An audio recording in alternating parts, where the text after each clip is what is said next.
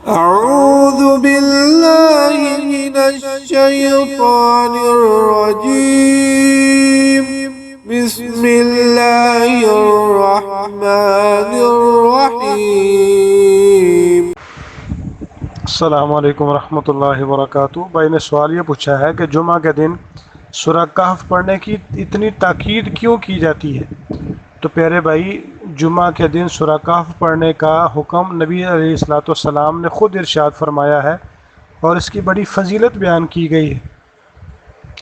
سورہ کہف جمعہ کے دن یا جمعہ کی رات پڑھنے کے بارے میں بڑی فضیلت نبی علیہ السلام سے صحیح حدیث سے وارد ہیں، جن میں سے ایک روایت یہ ہے، سیدنا ابو سعید خدری رضی اللہ تعالیٰ عنہ بیان کرتے ہیں، یہ دارمی کے اندر روایت موجود ہے 3407 نمبر پہ۔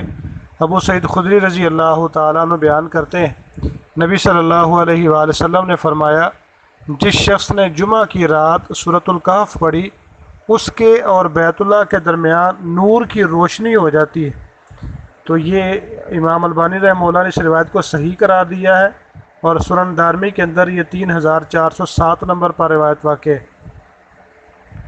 ایسے ہی ایک دوسری روایت بہقی کے اندر اور حاکم کے وغیرہ کے اندر بھی موجود ہے، جس میں ہے کہ من قرأ سورۃ الکہف فی یوم الجمعہ اضاء له من النور ما بین الجمعتین، کہ اللہ تعالیٰ جس نے جمعہ کے دن سورۃ الکہف پڑھی، اس کے لیے دو جمعوں کے درمیان جو ہے وہ نور روشن ہو جاتا ہے۔ تو اس طرح کی کافی فضیلت میں روایات آتی ہیں۔ ایک تیسری روایت ہے عبداللہ بن عمر رضی اللہ تعالیٰ عنہ سے آتی ہے، ترغیب و ترہیب وغیرہ کے اندر یہ روایت موجود ہے۔